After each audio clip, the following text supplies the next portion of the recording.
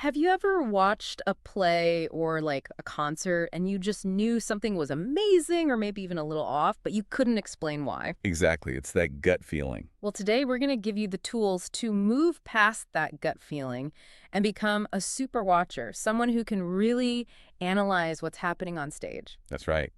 Our mission is to give you a kind of checklist. Mm. It works for any live performance, from a huge Broadway show to your school's musical.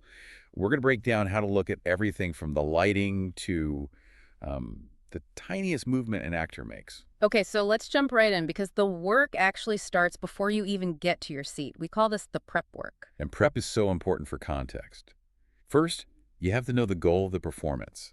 Is it a silly comedy that just wants to make you laugh? Or is it some heavy drama that's supposed to make you think? Right. Because you can't judge a tragedy with the same rules you'd use for a stand-up comic. And doing a little research helps with that. If you know the play was written, say, 300 years ago, you're not going to expect the actors to talk like we do today. Exactly. That little bit of background stops you from making a bad judgment just because you didn't know the point of the show. And when you're preparing, think about your tools. We always suggest bringing a small notebook and a pen. Yeah, you don't have to write essays or anything, but just jotting down specific things you notice, that's your evidence for later. So instead of just thinking, that actor was bad, you'd write down something like, in the second scene, the actor stumbled and kept looking down at the floor. That detail is what makes a critique useful. Hmm. Which brings us to your mindset in the theater.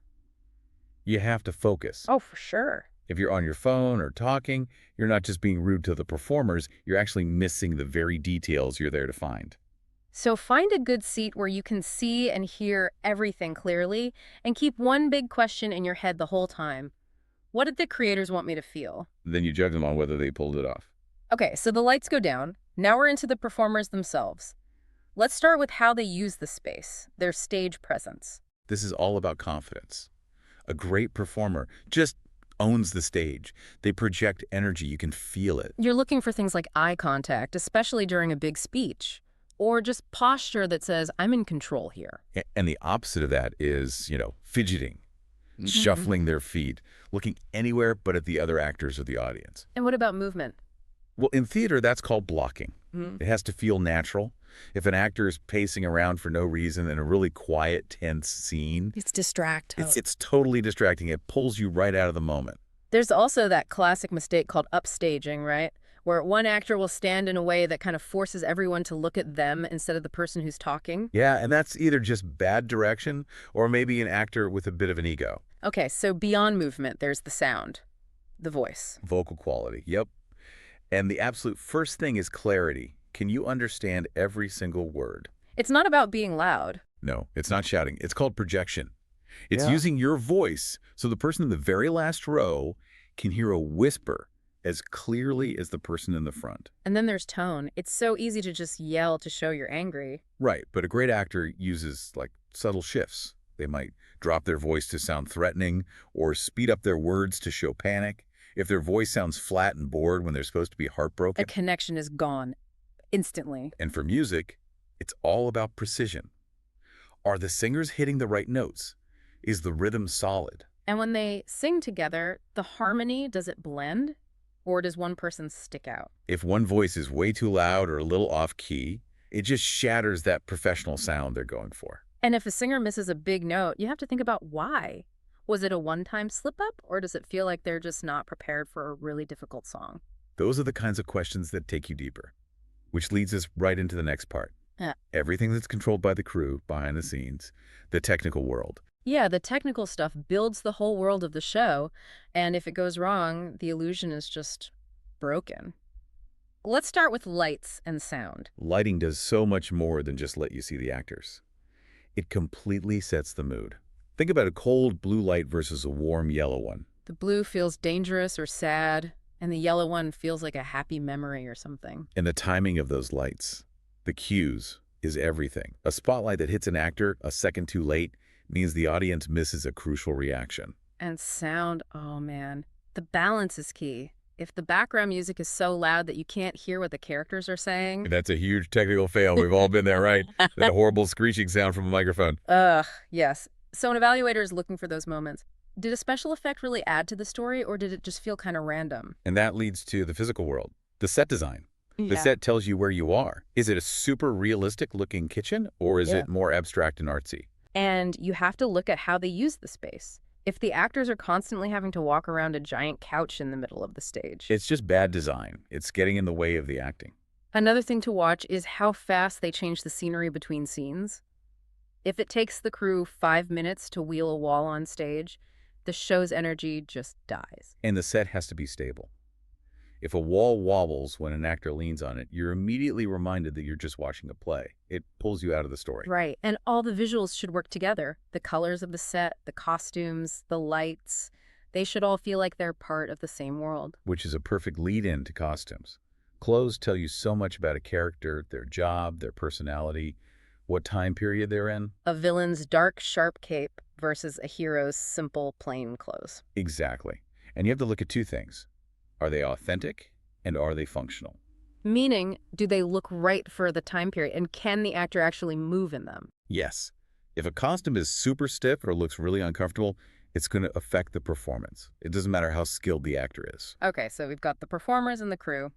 Now let's zoom out and talk about the person who's in charge of it all, the director. The director is like the master planner. And your job as a critic is to see if their plan worked. How do the scenes flow together? Does the show feel organized or does it feel messy? You're looking for those creative choices, like, did the director have all the actors huddle together to show they're scared? Or did they put one lonely character on a huge, empty stage? Those are choices. That's the director's vision in action. And one of their biggest jobs is pacing. If you start looking at your watch during a scene, that's usually a sign of a pacing problem. It's almost always a directing issue, not an acting one. The scene is just running too long. So after the director, we have to look at the foundation itself, the script, or for a musical, the score. Right. Even the best actor in the world can't save a bad script. The story has to make sense. You have to ask yourself, did I actually care about these characters? And the dialogue, does it sound like something a real person would say, or is it stiff and robotic? A good script gives actors something amazing to work with. A bad script just makes them struggle to keep you interested. And pacing comes back here too, especially with comedy. A joke that's told a half second too late just isn't funny. The timing is everything. And watch the transitions between emotions. Does it feel natural when the scene goes from sad to happy, or does it feel sudden and weird? And as we get near the end of the show, you can also look at one more thing: the audience's reaction. Yeah, listen for it. Is the laughter genuine? Is there a powerful, focused silence during a dramatic moment?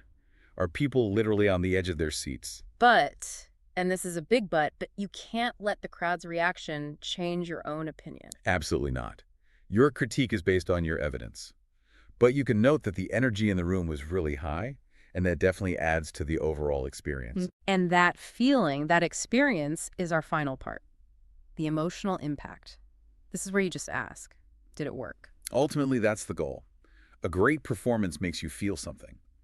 Joy, sadness, excitement. Your own emotional response is part of your data. If a scary play didn't scare you at all, you have to note that. The performance didn't achieve its emotional goal. And you have to ask if the emotion felt real or forced. If it looks like an actor is trying way too hard to cry, it doesn't have an impact. The best shows are the ones you're still thinking about the next day. For sure. So when you sit down to write your final summary, you gather all those little notes you took.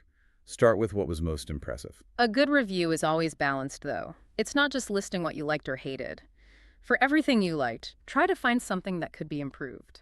And use your evidence. Don't just say the set was bad. Say, the set was distracting because the bright pink walls clashed with the dark, serious costumes. Use descriptive words. The goal is to give helpful, honest feedback that shows you understand all the work that went into the production. Evaluating a performance really just means switching from being a passive watcher to an active analyst. It gives you a much deeper appreciation for the art. So you now have the checklist to watch any show with a critical eye. Good luck with your studies. See you next time.